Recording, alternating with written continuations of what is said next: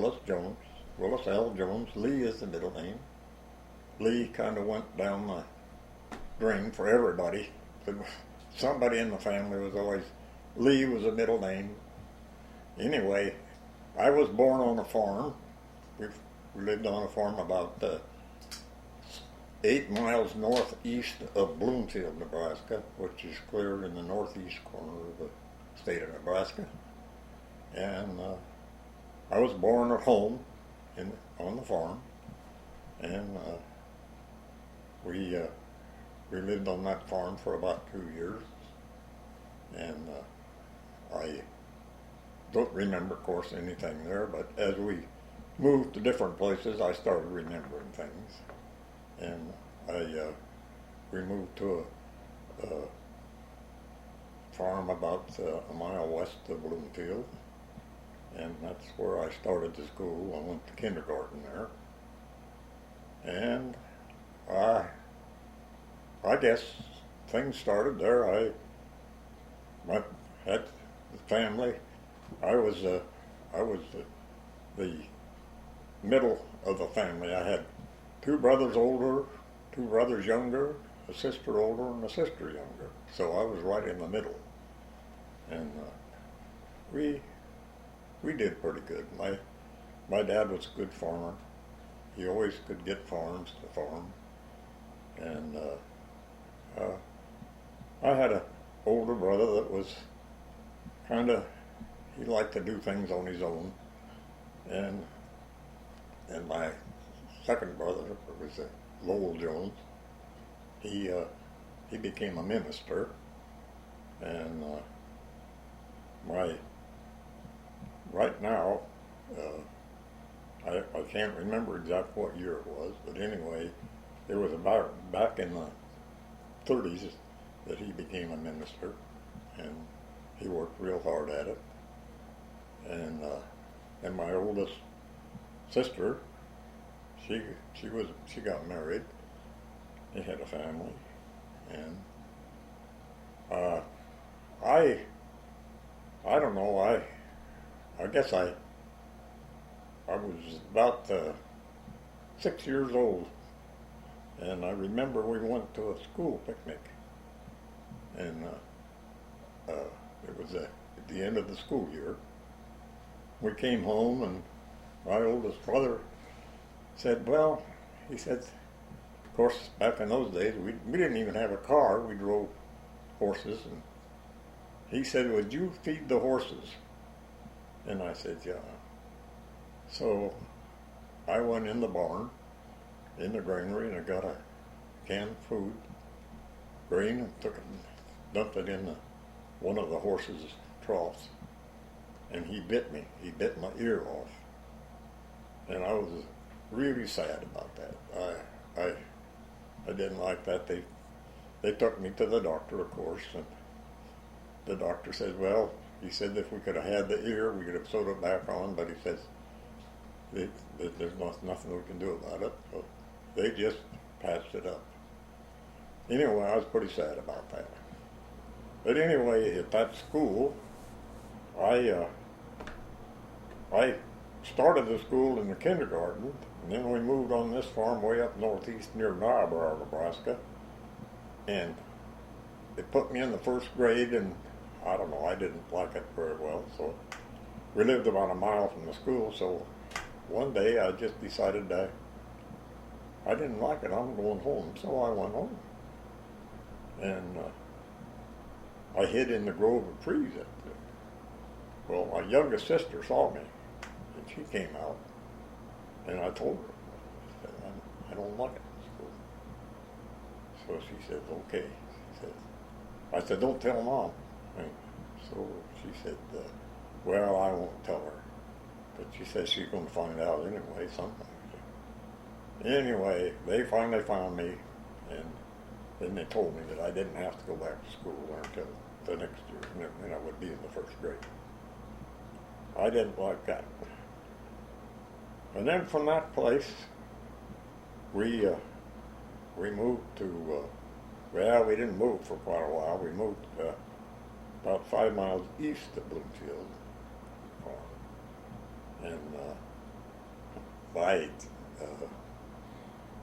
I don't know, we farmed quite a bit of land, and we had a lot of different things happen to us, and things years go by. Why, you kind of forget some of the things, but most of the things that you did, you remember. Just one of the things, I decided one year I was going to raise turkeys, so I got some turkey eggs and had an old hen set on them, and I thought maybe I was going to make it. But the turkeys grew, and they needed food, so I'd take them out in the pasture and they'd eat grasshoppers.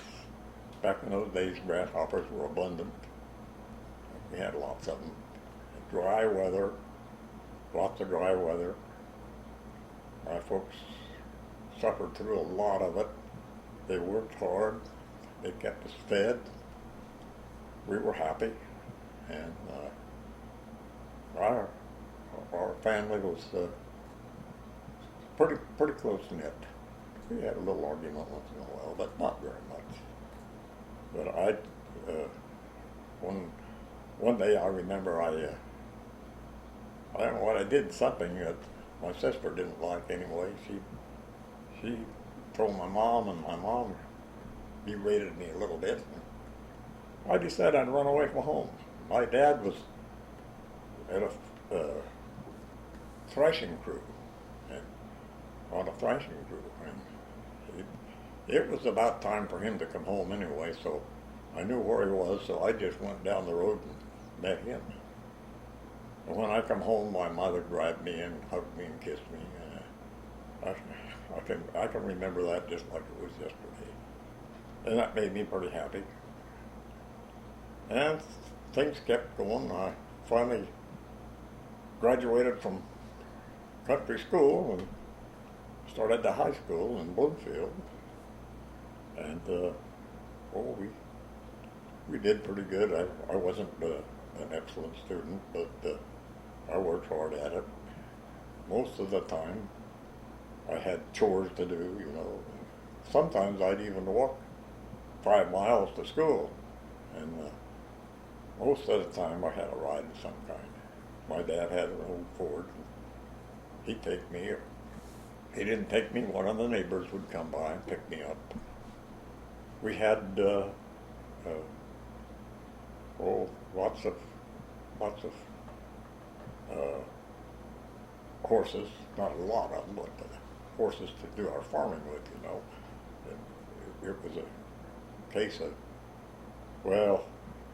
I was getting old enough, that I could run the machinery, and we didn't even have a tractor at that time.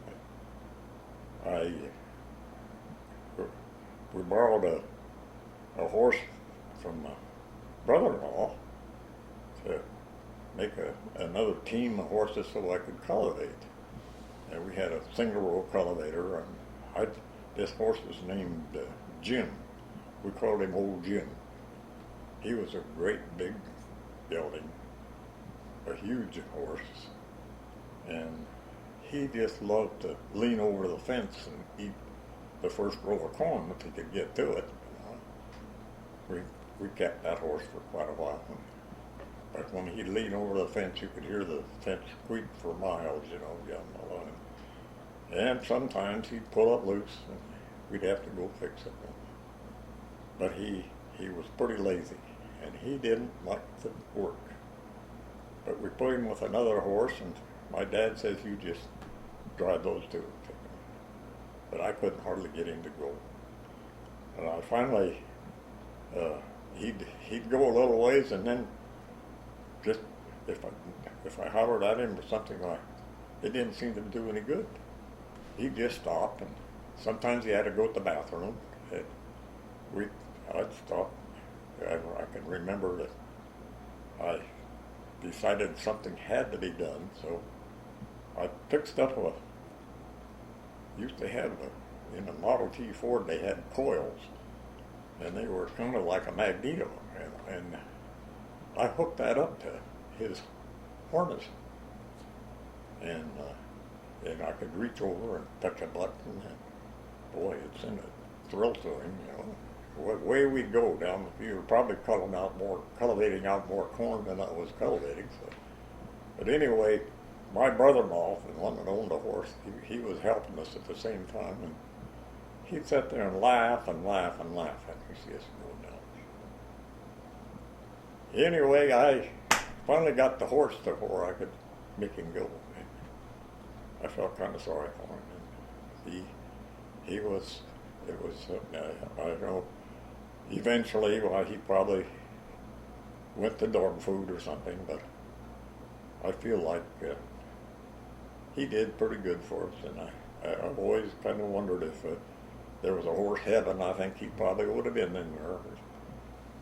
Anyway, from that time on, I graduated from high school, of course. And so was it about 1934 or 35? 1935 when I graduated from high school. And I decided, I don't know, I didn't much like farming very well, but anyway, I got a chance to drive a car to California. The guy was sold one out in California, so I took it out there. I went out there. I managed to get a job in a dairy, and I worked in this dairy. I had a string of 25 cows that I had to milk. I had to do it twice a day by hand. Well, where was this? It was at it was north of L.A. Oh. Yeah, can't remember the name of that little town. It was just about almost on the beach. Was Santa Barbara? No, it wasn't that far north. No. Anyway, it was a pretty good job, but it was pretty hard. My arms would get, my wrist would get sore. Of course, I'd milk cows at home, you know, but you only had 2 or 3 to milk. It didn't matter. But that was enough for me. I didn't care much for it. Anyway, I came back home, and another year later, I decided I had another way to go out, so I decided to go out. I got a job that time working for the Santa Fe Railroad. I was working in their shops and as a laborer. That's what I was. And the boss, my boss, would give me a job, and I had to work at nights.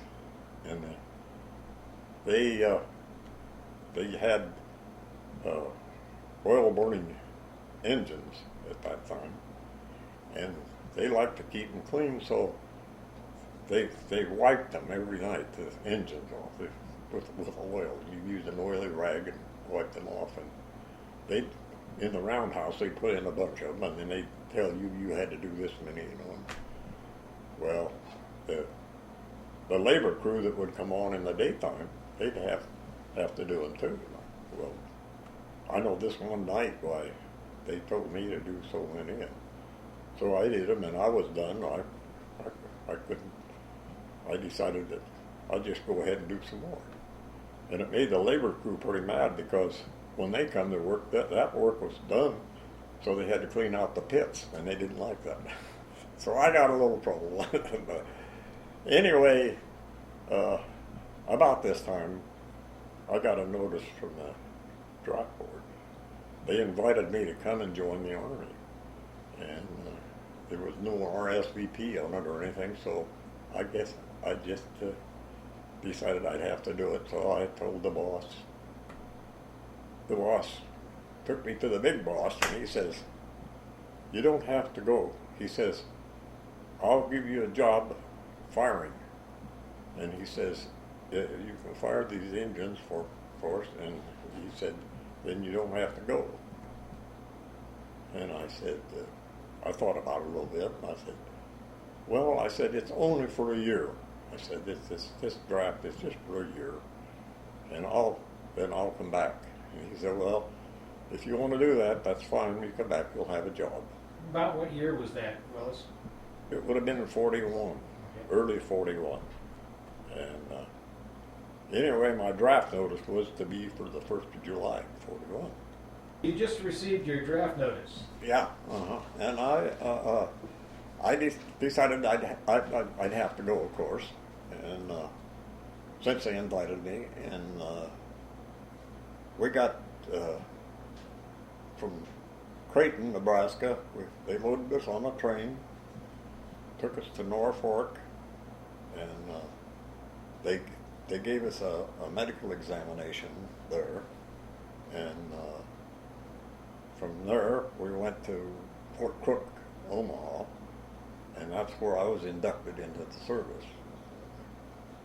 And from there they put us on a train, and I went to Camp Polk, Louisiana. Right now they call that Fort Polk, but it was Camp Polk at that time, and was in the 3rd Armored Division, and I was in the 32nd Armored Regiment, which was the light tanks. And I kind of enjoyed it, you know. I mean, I've been a farm boy all my life. I did things like that, but anything different was interesting to me. And I liked the people. I really liked to visit with them, and you know, and we had a pretty rough sergeant that made us do a lot of work, and I was tried once to. They wanted me to be on KP, so I went. And I sure didn't like that. So they said they needed radio operators, and they was asked if anybody wanted to go take training for radio operators. And I thought, well, if that'll keep me out of KP, I'll do it. So I did.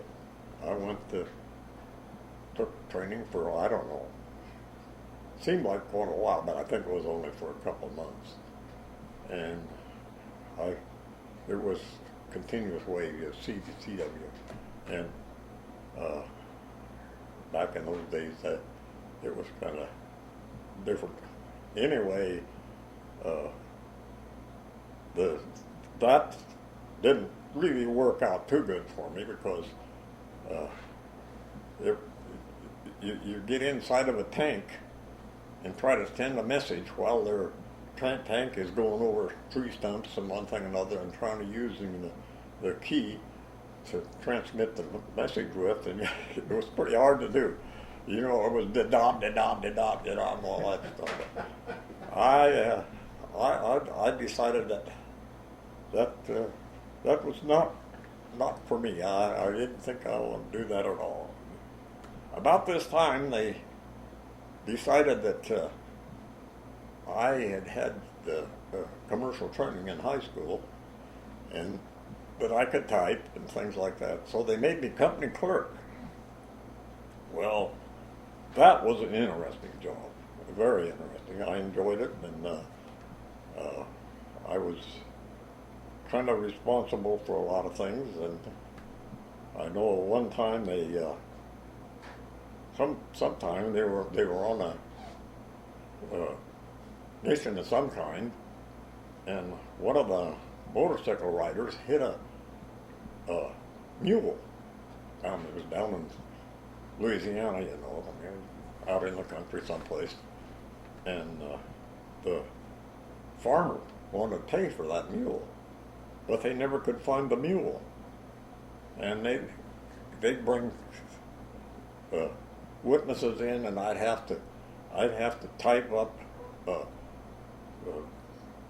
letters and information from those people, and it just got to me, because back in those days you didn't copy. If the Army wanted 5 copies, so you had to duplicate everything, you know, and it was a big job, but I did like it. I really did like it. And along about this time, they decided that they were going to make another unit, the 7th Armored Division, and they were going to bring them into Camp Polk, Louisiana. Well, they the recruits started coming in, and it was my job to interview each one of them and get the information, their own addresses and things like that. And, one of the sergeants that was in charge of them, he came in one day, and I said, "Where in the world did you get these guys from?" Well, he says, most of them, he says, they came from down in Georgia, and we just set the woods on fire and caught them when they come out on the road, he said. And I thought that was kind of funny, just, he was kidding, of course. But anyway, they wanted me to be in the 7th Armored Division.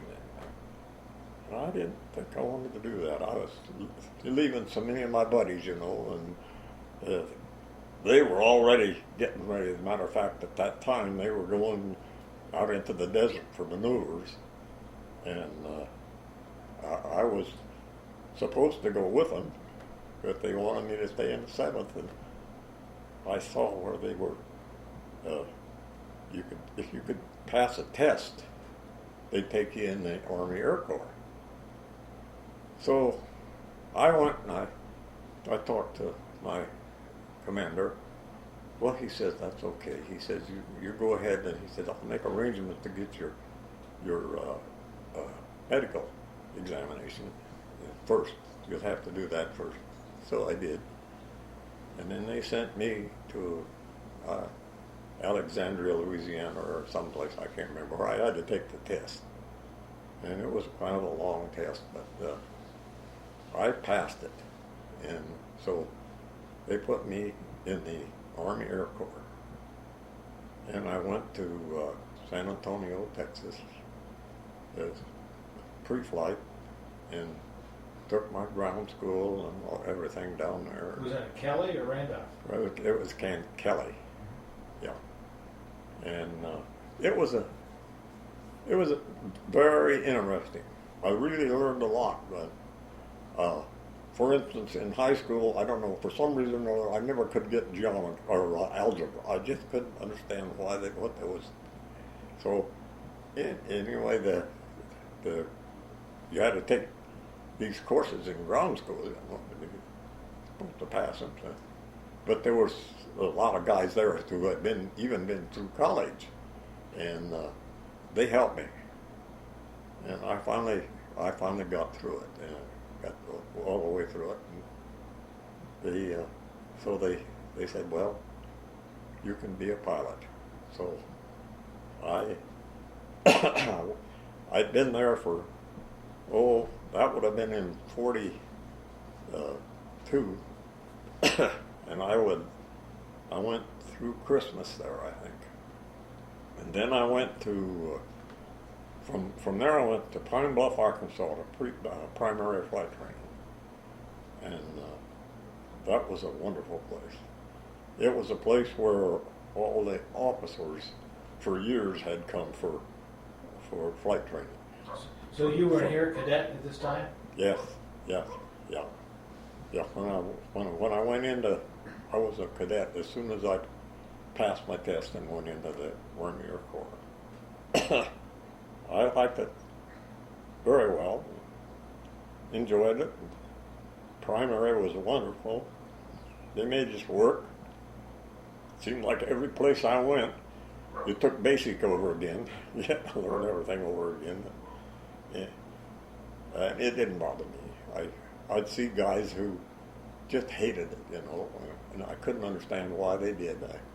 I guess it was because I come off the farm and things didn't bother me to work a little bit harder, or take some orders. And from when I graduated from pre-flight or primary, I went to Winfield, Kansas for basic training. And each one of these was about 6 weeks, So I got through basic. I went. What airplane did you fly in basic? Do you remember? Yeah, it was a BT-13. It was a BT-13. We called it a Vultee vibrator. It was a plane that you had to crank up the inertia on it, and then push a button, and it'll start the engine. It was one of those kind of deals. and there was always a crew chief, a crew member there that would crank it for you. And it was a kind of a heavy airplane, and we did some. It was one plane that we could do some acrobatics in, and they taught us some acrobatics. We did a lot of loops, minimums, and things like that. Minimum, you get, and I enjoyed all of it. I really did. I enjoyed the whole thing. And then they sent us from there to Aldous, Oklahoma, for advanced flight training. And there we flew AT-17s, and they were a twin-engine plane.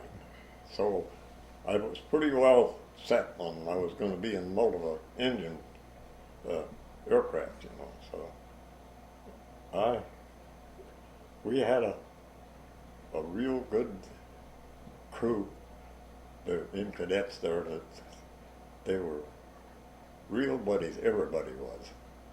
It was a very interesting deal. I know my instructor one day, he said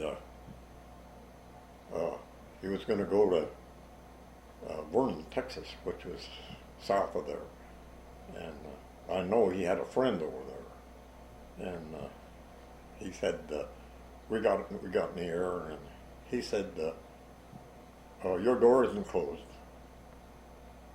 because he was flying, and I was supposed to be learning from him, and I looked at my door and I said, I think it's closed. No, it's not. We'll have to land in Vernon. So that's what he did. See, he decided that he could make that excuse. He had to land and close the door. But anyway, it didn't matter. But there was all those kind of people, and you learned so much from other people. All you have to do is be around other people, and you learn a lot. And all of them were nice. I enjoyed all of them. I never had any problems with. Excuse me. I didn't have any problems with anybody in service. They were all good. I really enjoyed it.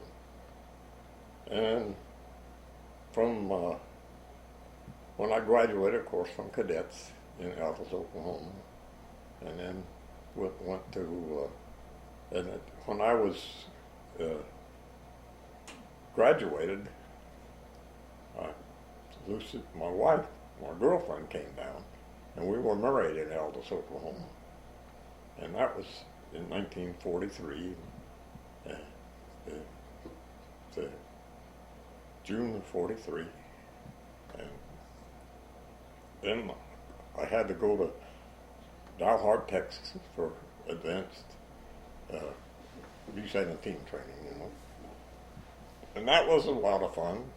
It was kind of scary, getting in a big old B-17 with 4 engines on it. And we trained there for a while, and we went to Grand Island, Nebraska, from that would be our debarkation.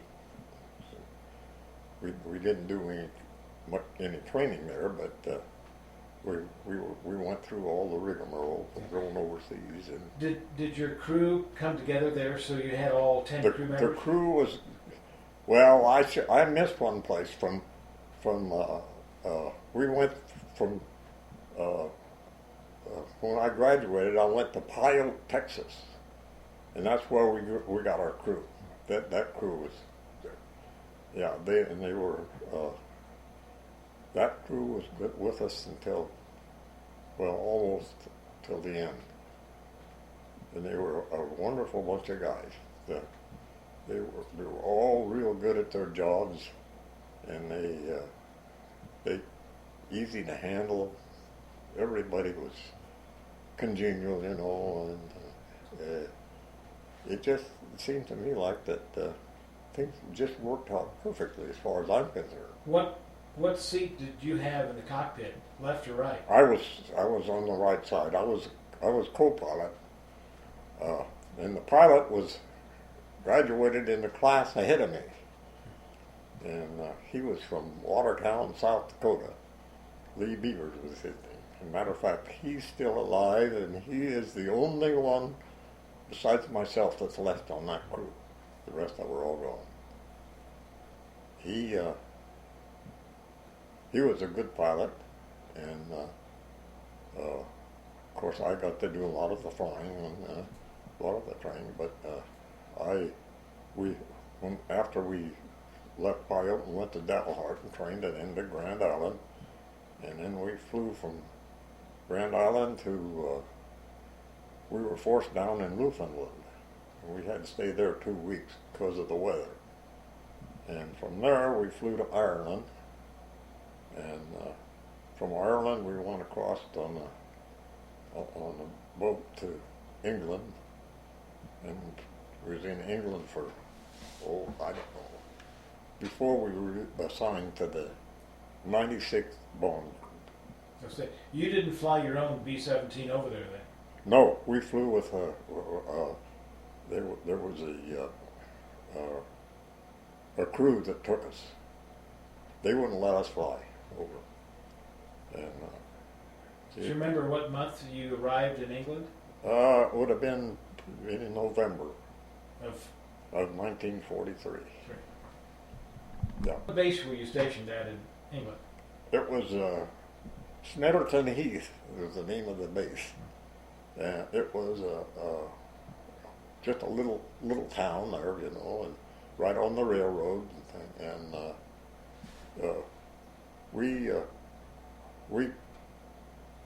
of course, we were on missions almost as soon as we got assigned there, because they were needing us pretty bad. So, but when we didn't have any missions, we could sometimes go to London. All we had to do was walk down to the television or the depot and get on the plane and go, and it was very easy. And we spent a few days in London. We got to be around a little bit, but our missions were pretty rough, most of them. Where were some of the places you flew to and dropped bombs in Europe? Well, all over. We went from places, airfields at Paris, France, to Posen, Poland. And that's a long flight. Yeah, Posen, Poland. We were in the air 11 hours that day. And was this before or after you had P-51 escorts into Germany?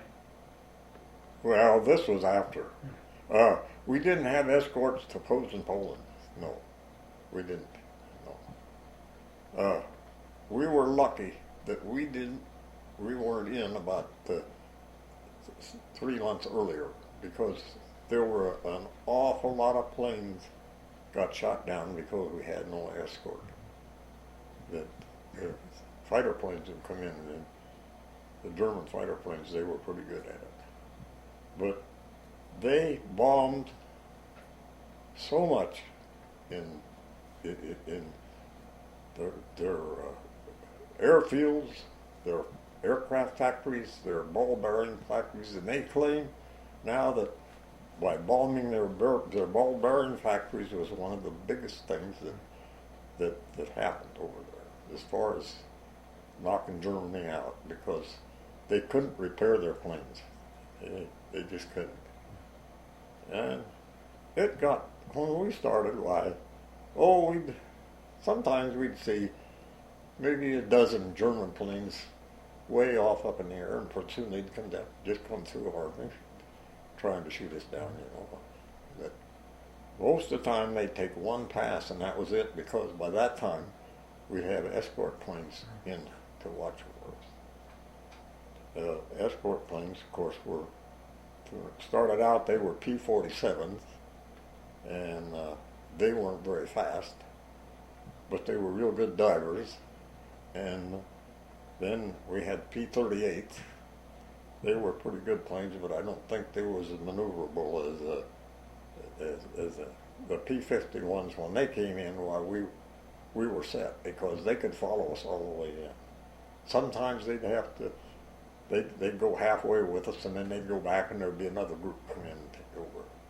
So we were pretty lucky, but the fighters didn't bother me a bit. What bothered me was the flak going over the targets, and that's the one that shot down most of our planes. Was hit with flak, and then you couldn't make it back, you know. What altitude did you fly at most of the time? Most about 17 to 18,000 feet. And that's the thing about it. When you go in on a target, you start out with, they call it the IP, the initial point.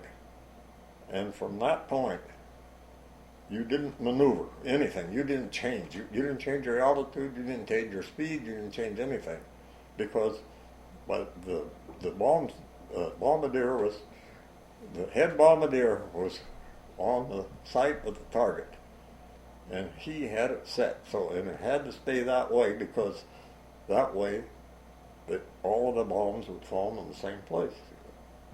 Well, that gives the Germans a pretty good shot at you, because they knew where you were coming and how high you'd be and everything. You know, by that time they knew. So we lost a lot of planes that way. I just dreaded it, because we'd go follow a group in, and you could see the airplanes blowing up, you know, in those formations going over the target. And you knew you had to go through the same place. And there would be explosions all around. We had it figured out that they used 4 anti-aircraft guns at a time. They'd shoot up there, and if the first explosion was way away from you, and the next one was closer, you'd know that the next 2 were going to be closer. So we had that figured out, and of course not much you could do about it, because we couldn't maneuver. So we'd have to take it, and we did get hit sometimes.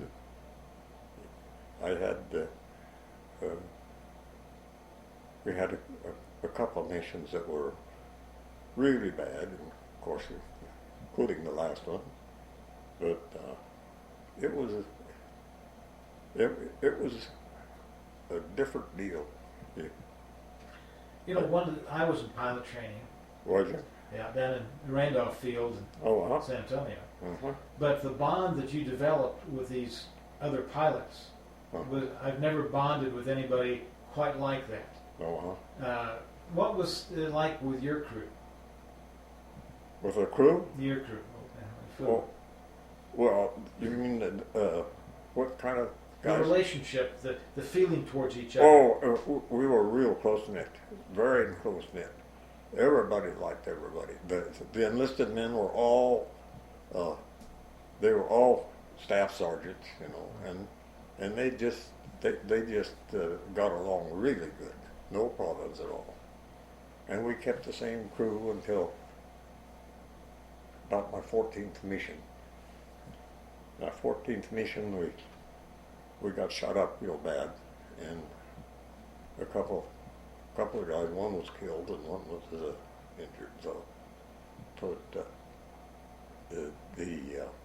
the crew was, they were just, you know, just like brothers. That's what they really were. They all knew their jobs. They all did what they were supposed to do. Yeah, it worked perfect for them. It was a well-knit organization, and I've always thought that that's probably why we were so efficient and won the war, because everybody was doing their job. Of course, I don't know what at this time. I always thought about the guys in my first organization in the 3rd Armored Division. As a matter of fact, one weekend after this real bad mission of ours, they gave us a few days off, our crew. So I went to visit them. They were already over in England, but they were at a bivouac, getting ready to go on the big mission, you know. So I went down and visited them, and they had changed a lot of things. They had really changed their light tanks, which were almost worthless as far as fighting is concerned. And they only had a 40 millimeter gun on them, you know, and they weren't really efficient, you know. But I talked to those guys down there, and they were getting ready to go, and they knew that things would be bad. And I have spent quite a bit of time trying to get in touch with any of them that after the war, and I never could find any of them. I never did get in touch with them. So I don't know how they came out, anything about it. But anyway, I thought about them a lot when we were gone. And of course, we were shot down before the invasion. So what, in May of '44 or something like that? Yeah. And I think it was, let's see, 1st of May, the Russians liberated us from our prison camp. In '45? Yeah. Okay. Yeah. So what mission where were you going on that mission that you were shot down? Augsburg, Germany. We were over Augsburg. We were supposed to get an airfield there. And as far as I know, I think it was a very complete mission, except that we got one engine knocked out that we couldn't feather, and so we couldn't keep up with the formation. No, you were on your way back? Yeah, we were on the way back, yeah. It was kind of scary. You didn't know what to do. As we were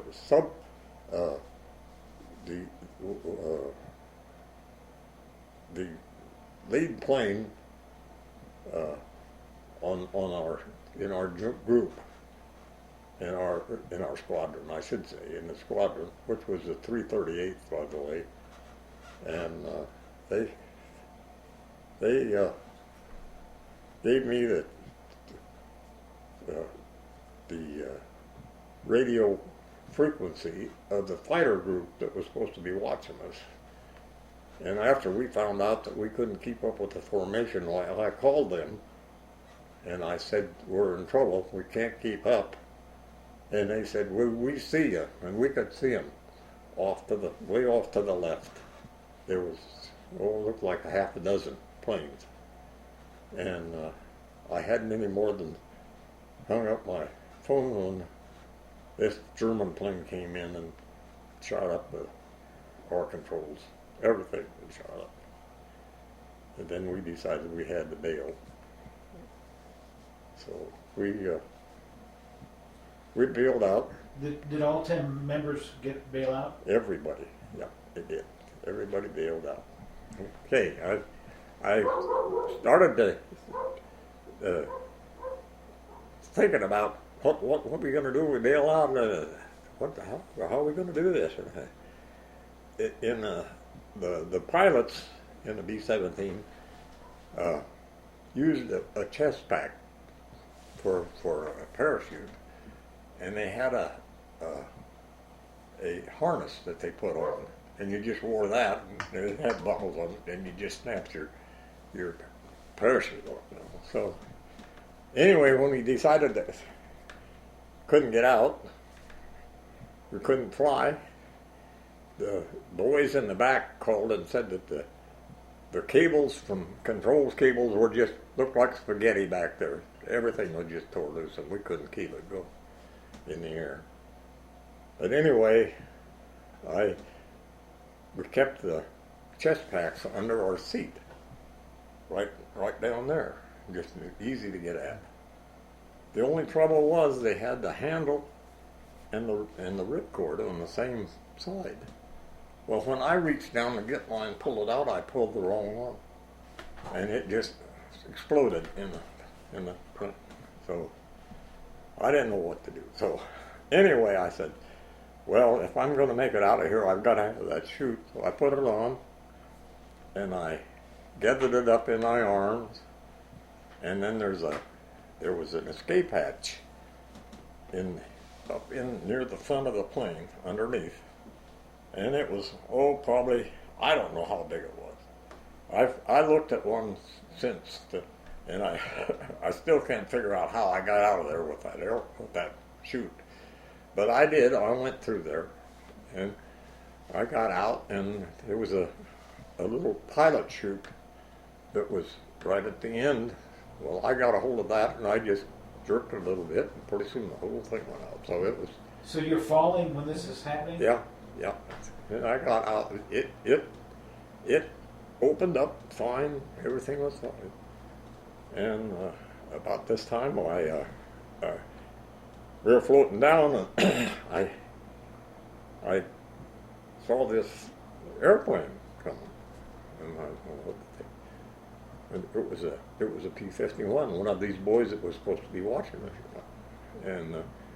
and he circled me, and I could see the guy, and he gave me thumbs up like that, and I thought to myself, oh, that's one of those boys. I got a notion to give him another finger, but I didn't do it. Anyway, it got me to thinking, and I had heard that sometimes the Germans would shoot guys in parachutes. I never saw it, and never knew of anybody that got shot.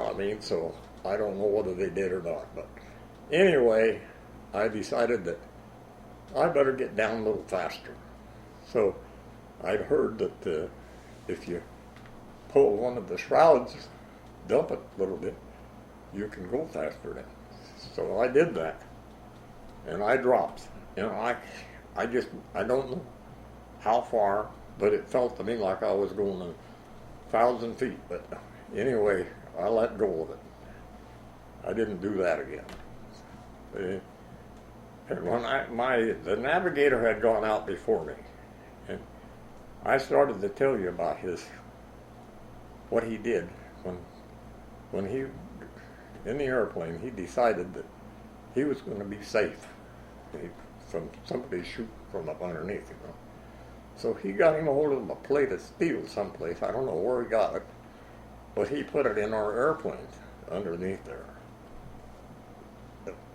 And he would stand on that when we were going over the targets and things, because he didn't have anything to do there, so he just. But apparently, he was standing on that thing with his toes sticking over the end, and a 20 millimeter went off under there, and just blew his toes like that, just tore him clear back, and so he was injured pretty bad. But I could see him when I went down. I could see him laying on the ground, and I could see a guy leaning over him. And I thought, when I got down, I was about probably 300 yards from him, and I was down over a little knoll. What country was this? It was in Germany. Germany. Yeah. And I thought, well, I believe maybe I can escape. So I decided I was going to do that. So I took off my chute, and then I got to thinking, oh, maybe I could help Tellison. So I went back up over the hill and started down to where he was, and this guy that was leaning over him pulled out a pistol. And I heard Tellison say, no pistola, no pistola. He was telling him that I didn't have any gun. Anyway, I went down there, and this guy, he kind of looked at me. I could tell he wasn't all there, something was wrong with him. He was civilian, though. Yeah, oh yeah. But I leaned over to Johnny and saw what it was, and so I got my we always carry the first aid pack in our flight coveralls, and I pulled that out, got some bandages, and this guy helped me. We wrapped the Johnny's up. He was bleeding pretty bad, you know. Anyway, about this time, here come some women, and one of them took Johnny's parachute and just, he said, take it. And they were so happy about it. So I said, pointed to where I was down. Oh, they tore down there and got that parachute right now. And they were planting potatoes, what they were doing. And it was just like if you would go out in the spring and see a farmer out there, his family out there planting potatoes. That's just the way they were, you know.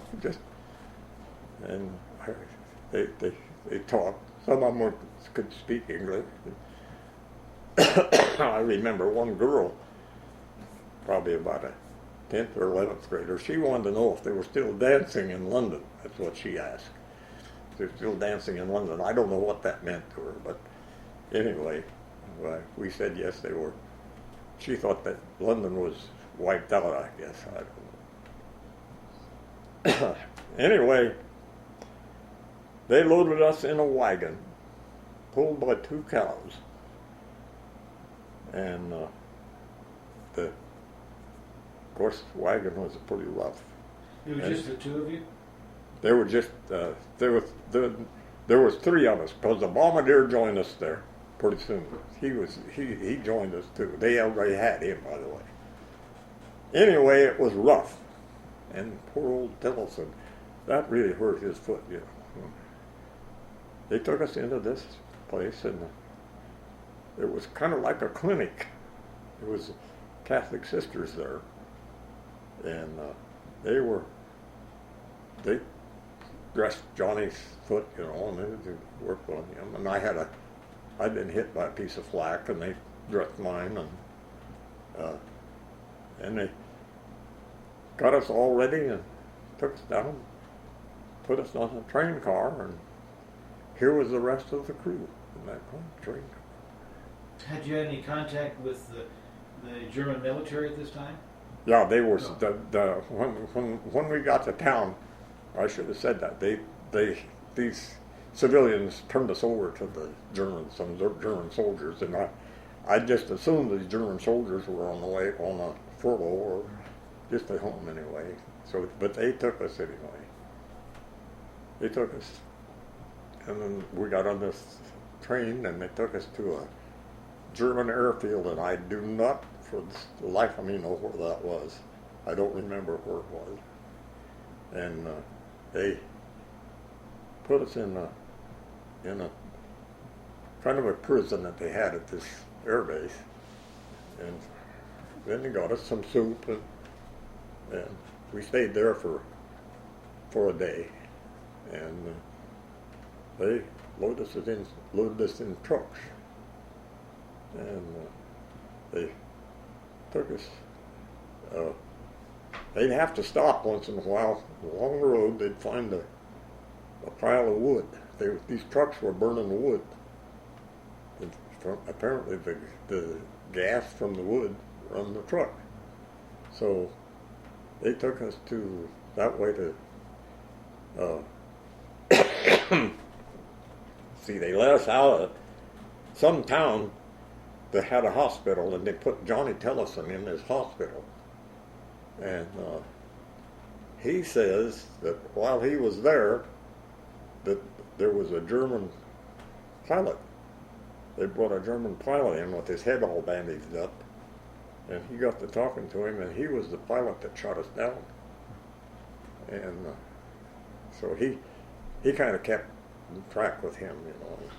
What kind of treatment did these Germans that were transporting you give you? Did they treat you reasonably? No, yeah, there was no problem. They just tell you what to do, you know. You knew, yeah, you weren't gonna argue with anybody. If they tell you to get on the truck, you get on the truck, you know. And it was that way when we got to Dulag Luft. That was where they interrogated us, and they put me in a solitary confinement. And I think I was there probably a day and a half or so. And this German came in,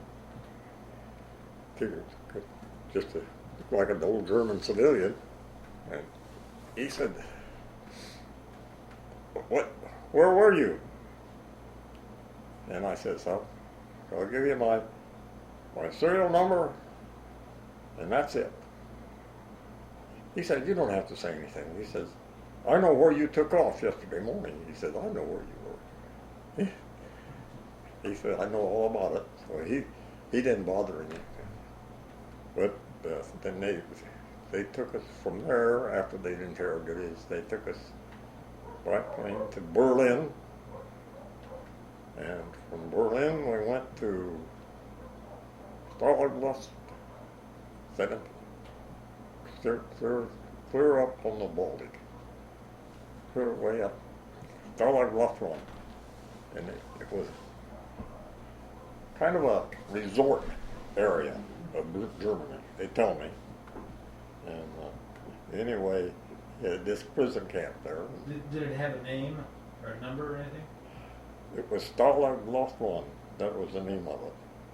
And it was at Barth, Germany. Barth was the name of the town there. Barth. And it was a little German community. That's what it was. I think they had a college there of some kind, but they turned it into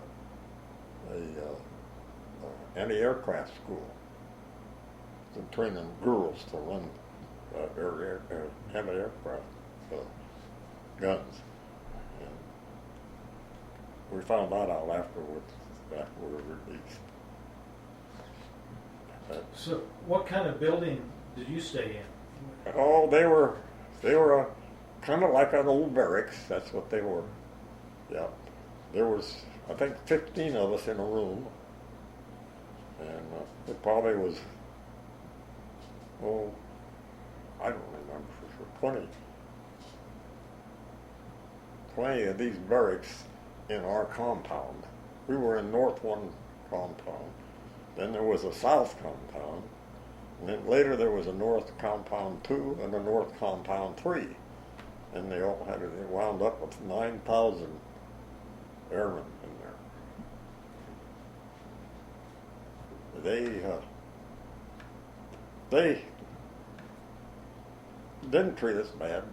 I didn't think. Of course, like you say, I was raised to mind what I was supposed to do, you know. And most of the guys were the same way. And of course, everybody was in the same boat, so there was no confrontations at all. We were just people. That's all. They didn't have any food. Of course, we didn't have much either. So they were supposed to give us a Red Cross parcel once a week. And we never did get one once a week. We got one, probably would average once a month maybe while we was in there. I was in there from April 13th, 1944 to May the 13th, 1945. And that was one of the 13 that I didn't like. Anyway, from there, we made it through everything that we were supposed to do, I guess, as POWs. Can you describe what maybe a typical day would be? What time you got up, what you ate, what you did during the day, things like that? Well, it kind of varied because things changed there. We had a mess hall to begin with, and you'd get up early in the morning, and I'd say probably about 6 o'clock, and you had to go out and stand for count. They'd come around and count you, and if somebody was missing, of course, then they'd start looking for them, I guess, but I don't think anybody ever was missing. Anyway, then from there you'd go to eat breakfast if you had something to eat. The first day I went in, they brought a bowl and it was barley, and it was a cereal, And what these guys that had been there before, of course, there was guys that had been there a long time, and one of these guys, he took his spoon and he went like that. I said, "What's he doing?" "Oh, he's getting that bug in the belly." Well, I shoved mine back, and boy, about 3 hands grabbed it right now. They were going to eat that. Anyway, I learned that in a hurry. And, well, it's just like I say, everything else. Every day you learn something different. We had a couple of guys that were cut-ups, and they were always doing something. And one day, they called us all out to stay in retreat. We got all standing in a row, and here these two guys come out and stand before they're supposed to. One of them was dressed up like Tonto, and the other one was a Lone Ranger. Well, the commandant, he was coming around looking at everybody and coming. And he come to these guys, and he come to the Lone Ranger, and the Lone Ranger pulled out a little wooden gun and looked at me. And then Tonto, he says, "How?" That guy just busted out laughing. He thought that was really funny. And those guys were doing things like that all the time. We had one day they decided that they was going to stir something up, so they got him a plank. I don't know where they got it, and something they stood on that balanced on, And one of them got up on the roof, and the other one stood on the end of the plank like he was going to jump on that and kick him over the fence. Well, there was a guy in the tower that I know, he must have been crazy some kind, because all the Germans made fun of him anyway. We could tell they did. But anyway, he called in, and he was really raising Cain, because he saw this was what was going on. And of course, the guards come, and then they laughed about it. They just laughed about it. But they made this old boy think that they were gonna get out of there. I don't know of anybody that got out except one guy, and it was before we got there. But they said that he saved cans, all the cans he could get, and he got a hold of an old gunny sack someplace, and he sewed these cans to that gunny sack, and he got in there and then got in the garbage can, and it just looked like a bunch of cans in it. Well, they hauled it out to the dump or wherever they did, and of course then he was gone. He was gone 2 days, and he come back. He didn't have anything to eat, and so he just came back, and that's what they tell me anyway. I didn't know the guy, but it was a kind of interesting deal. Was there any way to get news of what was happening? Oh yeah, we got news all the time. We had a radio. They never did find it. They searched for that radio lots of times and never did find it. We found out later that it was under some bricks in a fireplace in one of the barracks.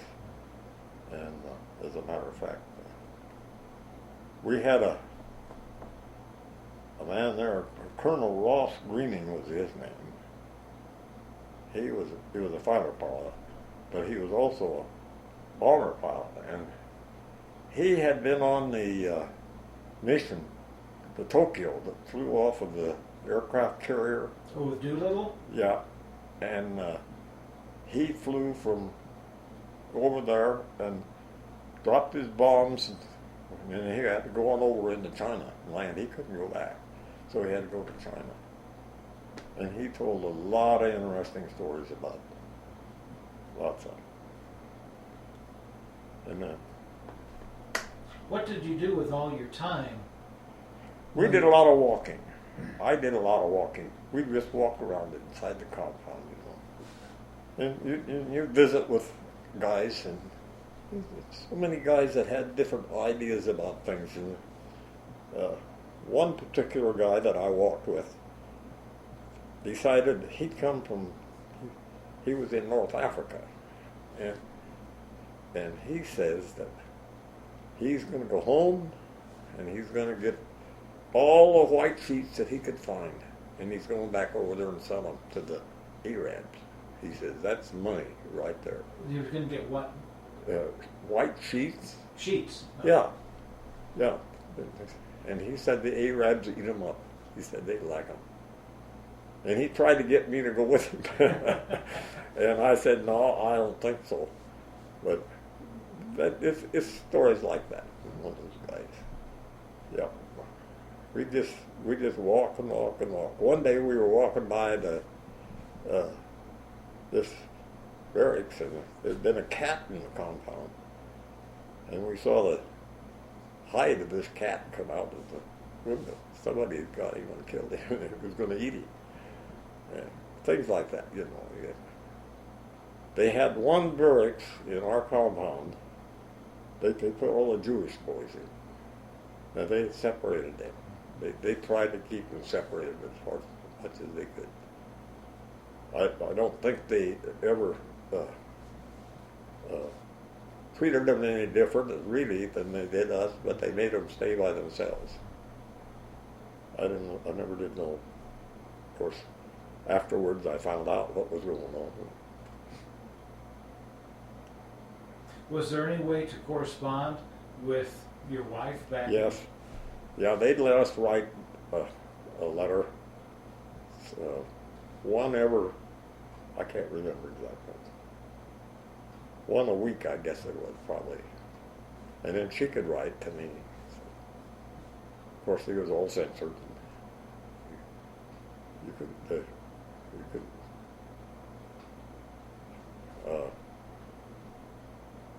I can think back of a lot of times that they even sent packages sometimes. We could get a package. If somebody got a package of cookies or something, well, of course, it didn't last very long. They just divided them up. You know. They were all good about that. Did you live with basically the same 15 men all the time? That the year? Yes, except for the very first day that we were there. We went in this barracks, and in the middle of the night, why, the ceiling caved in. And I said, what in the world's going on here? Well, one of the guys that had been there before said, well, they were digging a tunnel and they put the dirt upstairs and it was too much. It came through. And so we spent the rest of the night outside, of course, and that was one of the escape attempts. And another one day they had this tunnel going, and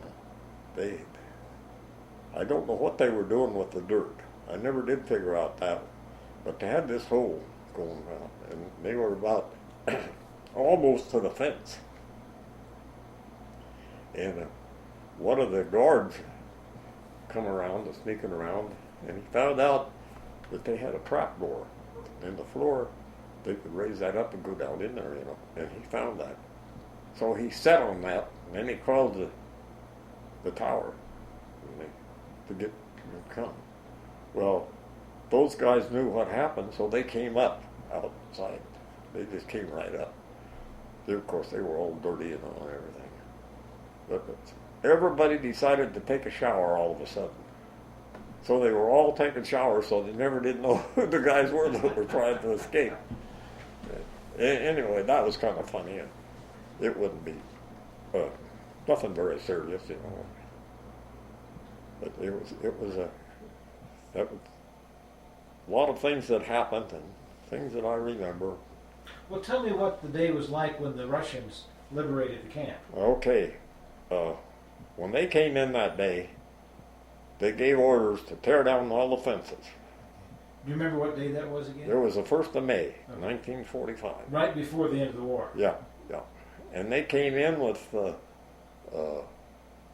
I don't know, the company or something. It wasn't too many people. But they also brought in there was a wagon. They did had a lot of horses, you know. They were riding horses too. And they had this wagon, and there was some people, some men in it that were almost as skinny as a rail. You know, they had liberated them from a camp someplace. I can remember those guys. Oh, they looked terrible. It was awful.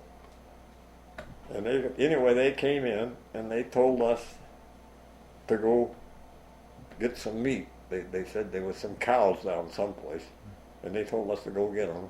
Well, one of the guys was a butcher, so they went down and they got us some meat. It was so tough you couldn't eat it. So for what we had to cook with, well, you couldn't get it cooked. But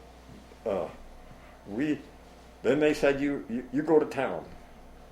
So some of us did go to town. We went down and walked around. This one group, this was probably just a troop that was right on the edge of town. There was a little farm there. There was some chickens and things. And these guys wanted to talk to us. So we talked to them. They said they liked our trucks. Oh, they liked our trucks. But they didn't like our guns. They said, your guns are no good. I said, they're no good. We show you. So they just started shooting chickens. I can remember that. I kind of felt sorry for the people that owned the chickens because they didn't have anything to eat anyway, you know. And one other time, we were going down the street, and one of the Germans was going by with a bicycle, and this guy was riding a horse, and he accidentally hit the horse with his bicycle a little bit, and the horse kind of jumped. And that guy pulled out his gun. He was going to shoot that guy, but he just went around the corner, and I can remember that bullet just hit the corner of the building and glanced off, and the guy went off. And that was a Russian that did that? Yeah, a Russian did that, yeah. Camp were people that couldn't go to the Russian front, you know. Most of them were older people, and some of them were real young. But they didn't bother us that much. One day, after we were liberated, there was a little bay down off the ocean. Somebody said there's been some suicides down there, so we went down, and there were 3 women, a little boy, and a baby, and I don't know what the baby was. But we found out that one of these women had shot all the rest of them and then shot herself. And there were those 5 people down there. And the only thing I know about it, the girl, the one that was shooting was named Schmidt. That's all I knew about it. I don't know what. How long did it take you to get home from when you were liberated on 1st of May? Well, we went to Lucky Strike, which was a camp in France, and we were there a couple of days away. I remember it. Those things I kind of forgotten about them. But it took us 11 days on the ship to come home. We came home on the English merchant ship. And into New York City, or? No, into Virginia. And I can remember what I liked about that ship. They had ice cream. And we hadn't had ice cream for a while. And they also had lots of food. I remember when we got the Lucky Strike, we went in and they had bread. You know, we'd been eating brot, which was an old brown German bread, and we could cut it in really thin slices, and we ate it because it was food, you know. And,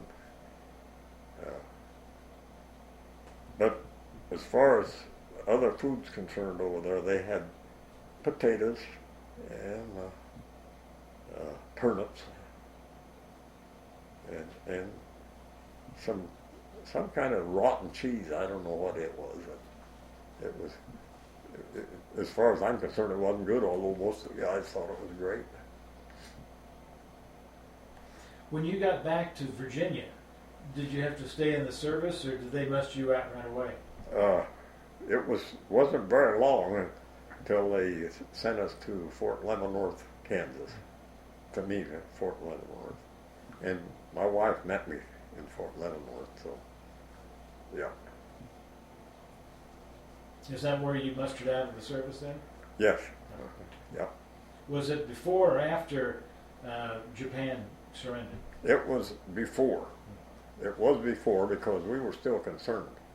But when we got back after we got out of the service, after we were mustered out, well, they gave us an R&R in Miami Beach, Florida. And so we went down there. You and Lucille? Yeah. And we met some of the guys that had been in prison camp with us down there. We enjoyed that very much. That was a whole week. We had an old car that didn't have very good tires, and back in those days you couldn't get tires, you know. I guess they tell me, and it was a real nice R&R. Then I got home and. Did you go back to Bloomfield? Yes. Uh-huh. And I wanted the farm, and I was going to take over my dad's because he was getting pretty old anyway, you know. And he decided that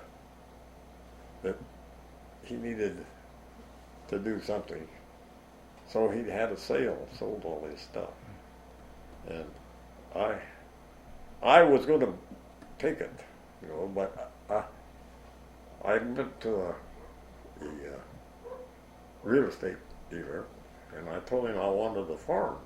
I wanted to get on the farm. And he says, okay. He says, I know of one.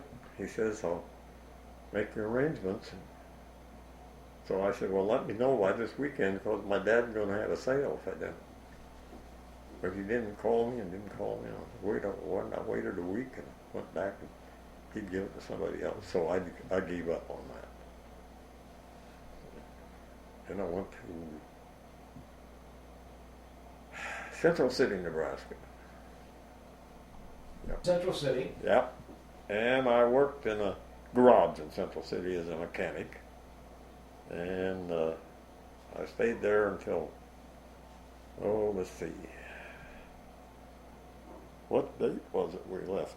Went to Edison, Nebraska, and we bought out a grocery store, Edison, Nebraska. And we ran that grocery store for about a year, little yes, maybe. And while we were there, I could see where the grocery store wasn't going to do any good, so I got a job with the Bureau of Reclamation. And I worked for Bureau of Reclamation from then until I retired. In 1980, I retired. And how many? You have 3 children? Two. 2 children. Yeah. I knew Warren and his Yeah. sister. Yeah, Warren. Diane was a teacher, and she lives in Imperial, but she taught in Mississippi and South Dakota.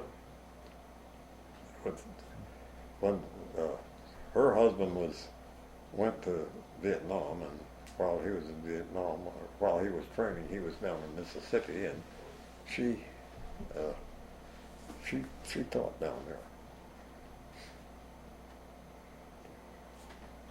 What year did you move to McCook? Do you remember? Yeah, in the early 50s.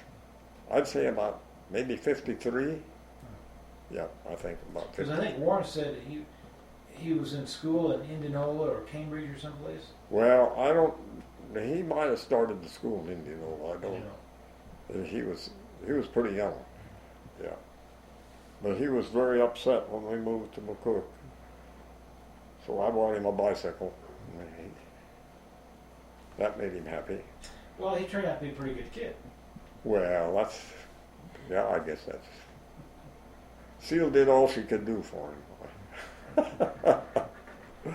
Yeah, he was a good kid. And we had a good family. And we really have had a good family. I've got good grandkids, and good great grandkids, and in-laws, and everybody's fine. So I have very little to complain about. So you had a pretty good life then. I think I did, yes. Yep, I've enjoyed my life a lot. I can think back about a lot of things that I did, and we were kind of active, I think.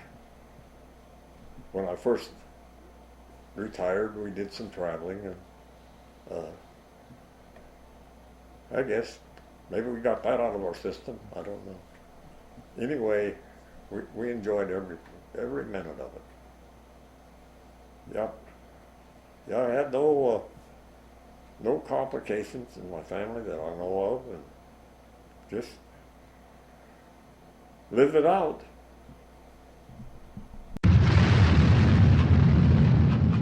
4 engines are American Wright Cyclone radials, delivering nearly 5,000 horsepower in total. They have their problems, but they are tough and reliable. They can carry this 30-ton bird deep into Germany and back.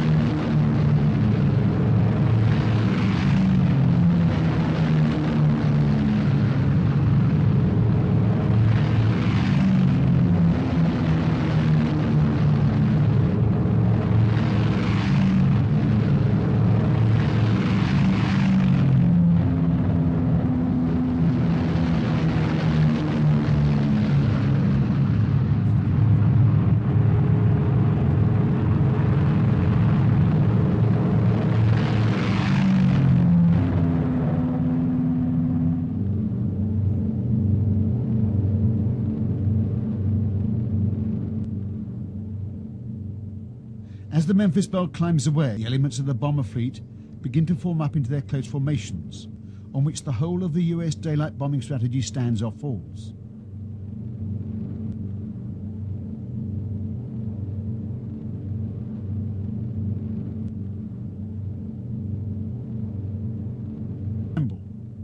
All the while the enemy is listening out for breaches of radio silence to gain early warning of a raid.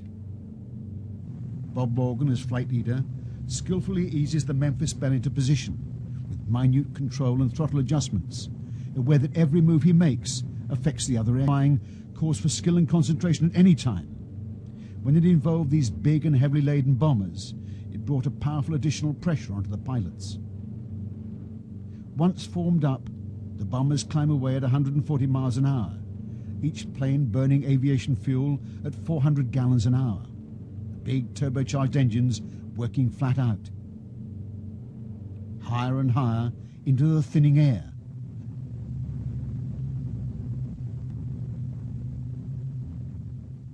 To a careful plan, evolved by the 8th Air Force's brilliant tactician, Colonel Curtis LeMay. It was a high squadron and a low squadron, each stacked up to afford the heaviest fields of fire against the formation's deadly missions, called for constant alertness on the part of the pilots. For bombers to fly close was to risk collision. To drop out of formation was to risk being shot down.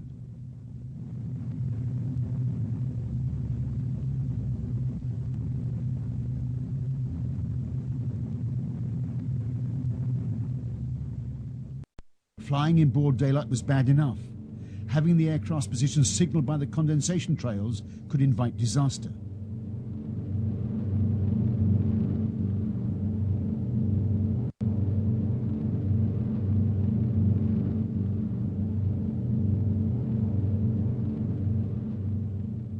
But the enemy has radar too, and the approaching formations are now being plotted.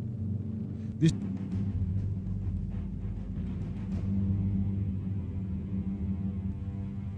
On the ground, smoke pots are set off in an attempt to obscure the vital docks, but the ground wind is too light.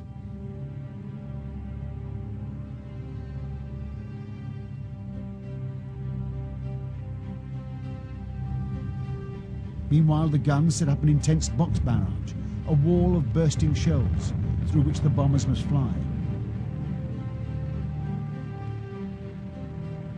A near miss. So close the heavy bomber is rocked by the blast. Morgan adjusts the throttles to maintain formation.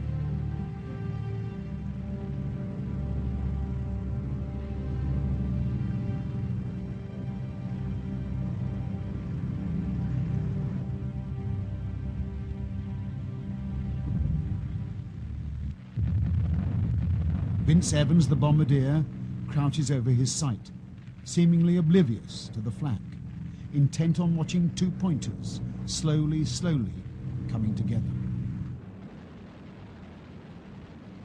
But now the first fighters attack, even flying through their own flak, eager to get at the fat buses, as they called the B-17s.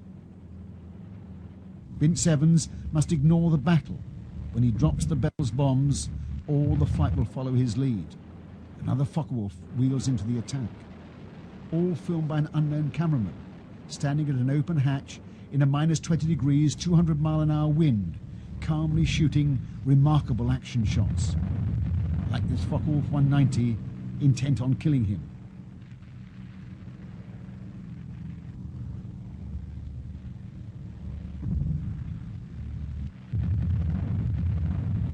Another bursting shell rocks the left-hand bomber into a near collision with the Memphis Belle.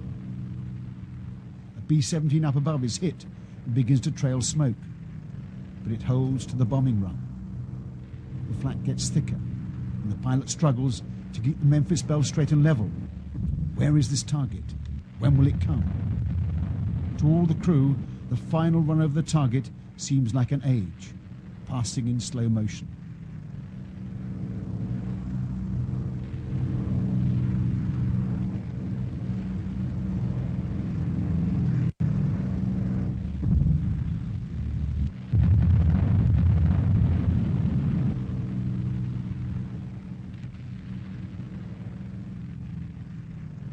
Bombs gone. The formation follows.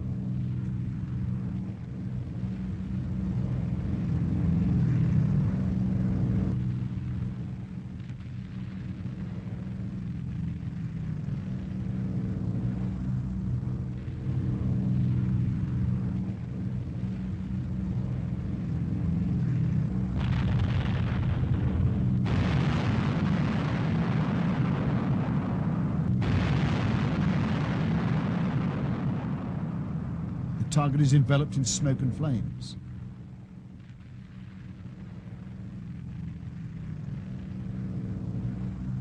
Sergeant Quinn on the tail gunner reports that the target is obscured by a pall of smoke. Now turned at last, turned for home. Despite all the bursting shells and the fighter attacks, the formation has held together.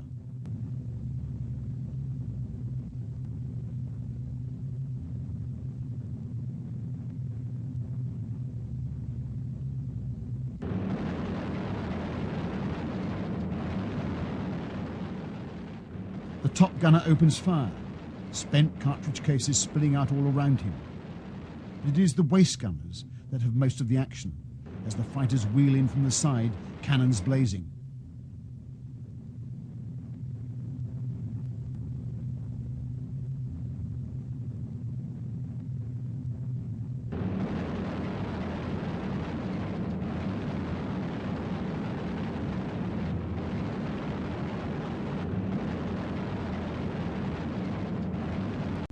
Now it's a case of nursing the engines.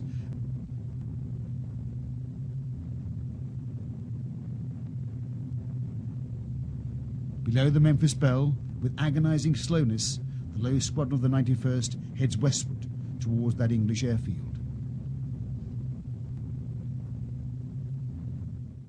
At the home airfield, and how badly wounded are they?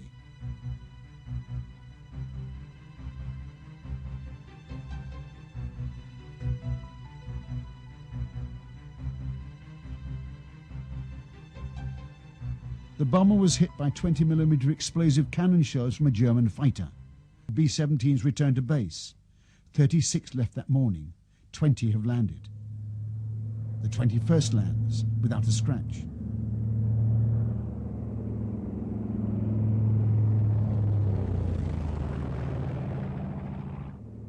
Desperate Journey lives up to her name, returning with a feathered prop on a dead No. 2 engine. Another plane makes it on 3.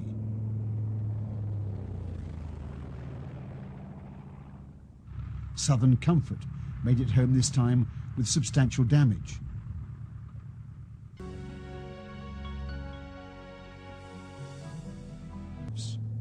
For the 91st Bombardment Group went on to lose a total of 197 B-17s in action, the highest losses of any group in the 8th. For this was not the victory. This was not the end. It was only the beginning. The mighty 8th went on to mount some of the most daring bombing missions of the entire war in pursuit of that objective, to dismantle the German war machine. In doing so, it lost over 5,500 bombers, each with its crew of 10 young American airmen.